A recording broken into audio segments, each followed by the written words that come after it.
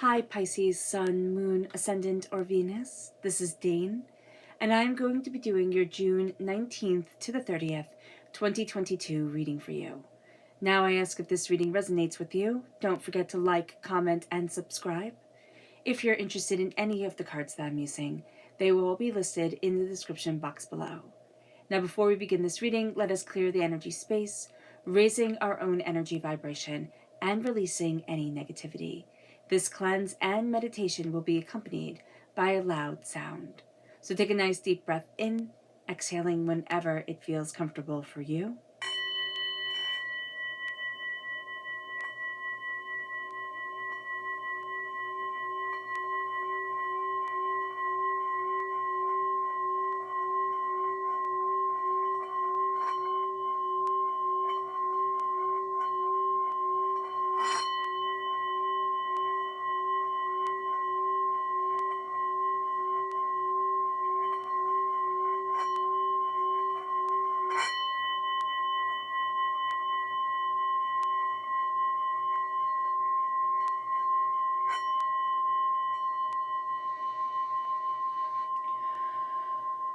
Releasing all negativity from the body like storm clouds. Letting yourself feel calm, centered, and at peace as we enter into this safe and loving space. All right, Pisces. So let's see what energy we have to be mindful of during this time. Angels and spirit guides, show me clearly. Guide this reading and show me clearly. So we have two right here. We have the Four of Wands and we have the Nine of Pentacles. Okay, you're going to need to fight the urge to get sucked into somebody else's celebration. Like, this is what somebody else really wants. Like, yeah, it's their dream, it's their desire, it's what they want.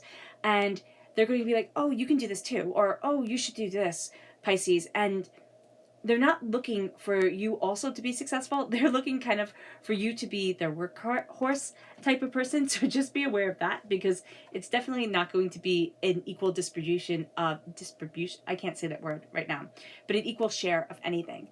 And also there's going to be a sense of always looking towards the future, and not being in the present. And that's going to be something that's really hard for us right now, Pisces, because we're going to think, oh, well, I'm looking at the bigger picture, and that's really a great thing. And yet what we're doing is we're psyching ourselves out, and we're taking ourselves off our path, off where we need to be. So be aware of this. Our chakra energy, angels and spirit guides, show me clearly. Guide this reading and show me clearly, angels. Now we have two here as well. We have the Earth Star chakra located 6 inches below our feet, and we have the throat chakra. So here we have rebirth, and here we have truth. So we are reborn in the truth as we see it, or we are reborn in our sense of being able to say what is true for us and where it is that we want to be. There's a real sense of I'm gaining insight, understanding, and power for myself, and I am rising to a greater sense of myself and where I need to be. And we're being told here to be true to yourself as you do so. Speak the truth as you see it. Because sometimes we can say, okay, this is the truth as I see it right now. And we can even say it to a friend, or, even our own spiritual advisor or a therapist, and they'll be like, well, no. And we need to be told no. Even though it feels true to us, we can be taking something and kind of pulling it out of proportion. So just be aware of this during this time. And we need to kind of bounce it off either ourselves, saying it out loud and being like, wow, that's ridiculous, or saying it and then seeing, because we're aware of it now, during the course of the day, it's like, oh, wow, that isn't true. Like, these people are helping out, or this is really important. And that's how also we're being reborn, because we're being much more truthful, much more honest with ourselves. And we're seeing ourselves rise in a direction that had once been unavailable to us because we had these blockages. So let's see what the tarot has to say. Angels and spirit guides, show me clearly. Guide this reading and show me clearly, angels.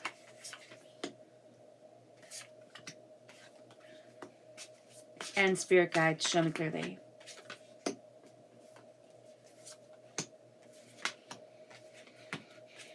Guide this reading and show me clearly. one more. Okay, so we have a bonus card right here. I'm just going to turn everything over right now.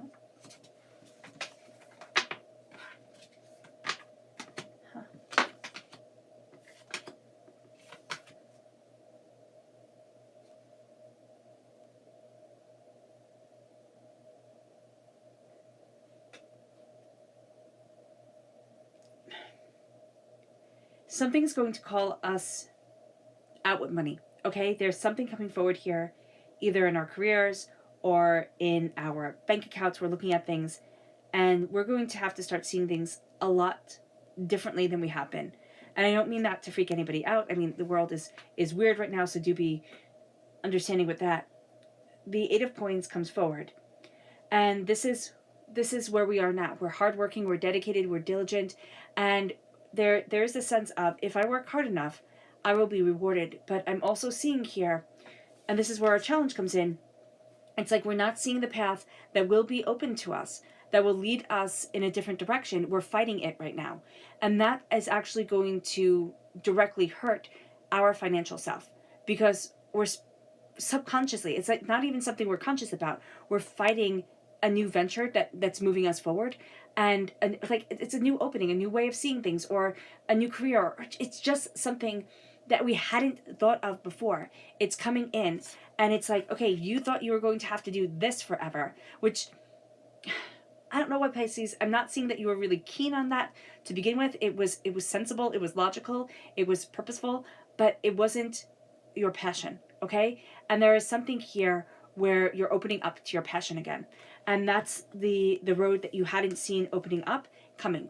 And again, it's coming in such a way that you hadn't even thought that was what you were passionate about. So I know it's so hard to explain, because it's just Spirit saying you're taking a direction and you're going to be moving in a direction very successfully that you hadn't thought of before, or you didn't think you would be a good fit with, or you were fighting against. So there's something here where the brakes were on, now the brakes are released. It moves us to what we're focusing on, and this is the Queen of Swords. Now, this could be somebody in our life who is just very blunt and to the point, and it's like, listen, this is what needs to be done type of deal. The Queen of Swords is also a sense of us being very open and honest and direct with ourselves. We're seeing what we have dedicated ourselves to. And this is almost a sense of, it's like we feel overlooked. And I do see it. It's like, okay, we're putting in the time, we're putting in the effort, we're doing what we need to do, but we're feeling overlooked.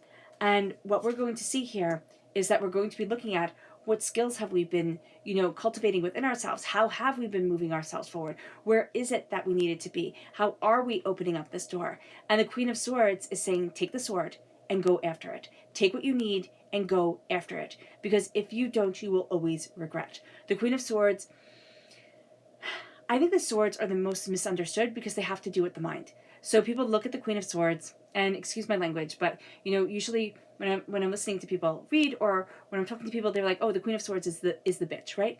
And I hate that word, and I hate that sentiment around her, because she's not.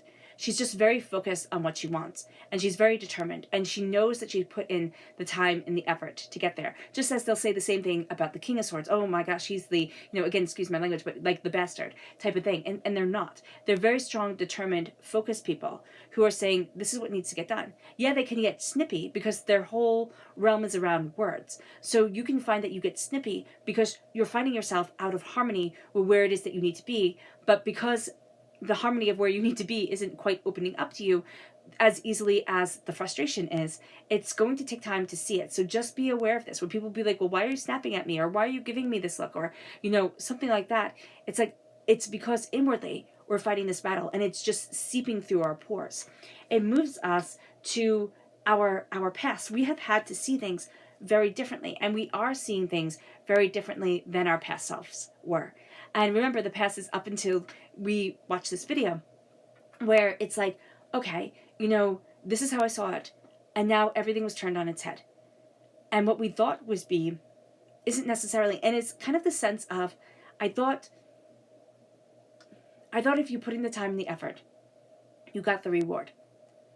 And you're going to see, and you've seen people promoted over you, you've seen people moving forward, and you not moving in that direction. So just be aware of this, as there's this conflict coming forward where it's like, well, why them and not me type of thing.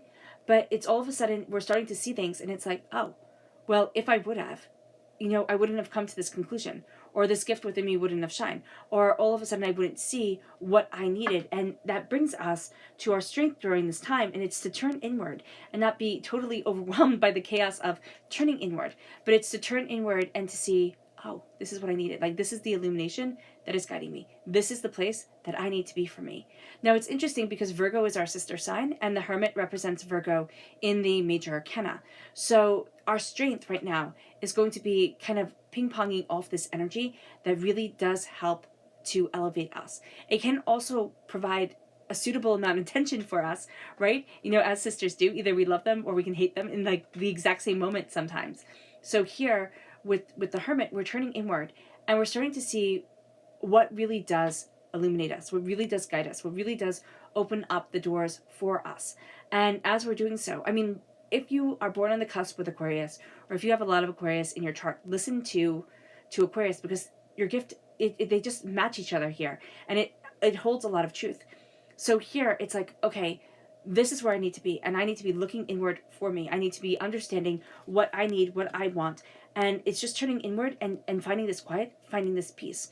But also there's something that needs to be done that elevates this quiet, this peace, that has us seeing the truth for ourselves, that has us seeing where we need to rise. Like, what are we pushing and what are we missing, type of thing. It moves us to our near future. And this is why I say there's something coming up with money here that we just have to be very mindful of. If we're aware of it, we can counteract it. But being aware of it is going to be one of the toughest things, because this is the 5 of coins. And I mean, I don't like to mess with anybody's money, right? It's sitting here and saying, this is the 5 of coins, and the 5 of coins is toxicity around money. It can be that we feel that we're not worthy of it. It can be that there's, layoffs that are going around. It can be that there's, just tension around money. The cost of everything is going up, and it's a stressful time. But here with the 5 of Pentacles, it's something different. There's almost a sense of, I can watch everybody else succeed, and I'm always going to be on the outside looking in. And so when it comes to our near future, what we have to say is, my near future is opening up those doors and not being the passerby anymore, not being the onlooker, but being the one who gets to walk into the place with prosperity, success, bounty, abundance, and absolutely own what I want, but also own my determination, own my wealth. And all of a sudden, it's also a sense of, okay, it's also a sense, Pisces, that for some of us, we have been on the outside looking in at wealth. And that had been our past, that could have been our childhood, that could have been, decades of our lives. And now we're breaking that cycle, and we know we've broken that cycle. And we're going to be using everything that we have learned from those hardships and those pains to really elevate us to a level of success that we hadn't thought we could be at, we hadn't thought we could achieve. It brings us to our approach, and this is the Knight of Cups. This is us. We are the Knight of Cups. We're represented by the cups in the minor arcana. We are defending, growing, and persevering. Now, the Knight of Cups can be misconstrued in their strength, because cups are gentler, cups are quieter. Cups are about the heart. So when we have the sword coming into play, right, in our, approach, our focus during this time, people see that as strength, because a sword cannot be mistaken to be anything else but a weapon. But a cup, it nourishes, it holds, and it's something that's treasured. We can take this as, a amalgamation of the Holy Grail, right? So here, there is just a sense of, what am I protecting that I love? What am I nurturing that I love? And how do I open my heart to say, this is what I need to move forward in, and absolutely protect and honor that? And not in a domineering way, but in a very nurturing, compassionate way. And it brings us to the Ace of Wands, which is our energy of what we need to know. And it's that God, source, spirit, however you see the divine, the universe, has handed us a gift of passion, creativity, insight, ideas, fire. There's a real sense of a new start is coming. There's a real sense of a eureka moment of insight, and all of a sudden we're starting to see ourselves moving forward in a way that we hadn't anticipated.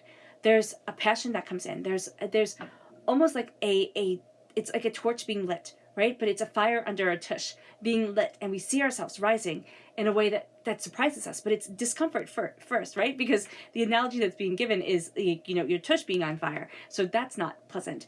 And it's like a rising first, and then it's a sense of, oh, wow, I didn't realize that I was idle there, or I didn't realize that I was holding back there. And it brings us to our hopes and our fears, and it's justice. We hope for the justice that we long for in our hearts. We hope for the balance of success and prosperity and abundance. What we fear is that this is justice. What we fear is that here is as good as it gets. And that all our aspirations for the future, or everything that we feel building up within us, isn't. It isn't going to come to fruition. It's just going to be a stagnation of here. And it brings us then to our potential future, which is the Four of Cups. We are so busy looking at one certain direction, and we kind of really think that we're right here. We're looking at this, and it's like, this is where my time, my energy, myself is dedicated. This is what is right. This is what I'm doing. This is what I'm focusing on. Divinity is tapping us on the shoulder and saying, hey, look over here. Look over here. I have this gift for you. And we need to look. But when you look, okay, Pisces, there's going to be this level of aggravation. There's going to be this level of discord, frustration, anger, like, what the heck are you pulling me away from what needs my attention now to focus on this over here? And so Spirit is saying, even though this might feel like added burdens on your shoulders, even though this might feel aggravating and overwhelming, look and let yourself turn in the direction that you never thought you would be turning into. Because it's like, oh, this is where the answer lies. And this path opens up so many more doors to us. And again, we can be doing things grudgingly. It's like, oh, fine, I will look at this. Like, oh my gosh, fine. And we're not even going to know it, because that would make... I always see the Four of Cups as a little bit of a sneaky card, because divinity comes in and tests us. Kind of like those old mythologies where, Zeus would come and knock on your door, but be dressed as a beggar. And if you let them in, the gods would reward you. If you didn't let them in, the gods would punish you. That's what I'm seeing here. Not in a punishment, but if you want to keep your reality as it is and not see the blessings that divinity is going to bestow on us, that's fine. You absolutely can. But Spirit is saying, look this way and you will be surprised. It brings us to our subconscious energy to be mindful of. And this is the Seven of Pentacles. The Seven of Pentacles is, it's so funny because with this card, I always think, like, the Seven of Pentacles is be patient with your money, right? Be patient with what you're harvesting. And here he's harvesting holly, which is a celebrational plant, and has, I can't remember its exact meanings, but if you look up holly, its spiritual meaning is profound, or its holistic meaning. I can't remember which one. But I always see this as ivy that is trying to take down the tree. So it's like, be patient and release what needs to be taken down, what needs to be let go of. Because there's something here that we're holding on to that's just like sucking the life out of us. It brings us to our subconscious chakra energy, which is flexibility. This is the sacral chakra. We need to be flexible within ourselves. We also need to take care of our bodies. Movement is going to be very important. Yoga, just this free flow of movement of body and movement of self, and really looking at what we want and saying, okay, now this is the time I'm going to get it. This is the time that I am focused on this coming together and creating what I want, need, and desire within my life. And it brings us then to our subconscious tarot message, which is the Empress. And the Empress feeds into us so well, because the Queen of Cups, I always see her as second to the Empress. Just this loving, beautiful, nurturing energy that is so compassionate, that is so powerful, so caring. And the Empress comes forward and says, now it is your time to rise into your power. Now it is your time to give birth to what you really desire within your life and where you really need to be. And this is a game changer. And we are embracing these games, these powers, changing within our lives, ourselves taking on this role of the creative, of this role of even the creator. And that's a powerful place for us to be. There's a sense here of such spark and fire and insight guiding us forward, such beauty being a part of us, that we're really surprised by it. All right. Yeah. All right. All right, Pisces. I hope this reading has resonated with you. I wish you nothing but light, love, peace, and harmony. May happiness always be with you. I am sending loving, healing energy to each and every one of you. I love you all and stay safe. Let's end this reading with a meditation, a clearing away of negative energy, a raising of our positive energy as we embrace the power, intensity, and beauty of this time and of ourselves. So take a nice deep breath in, exhaling whenever it feels comfortable for you.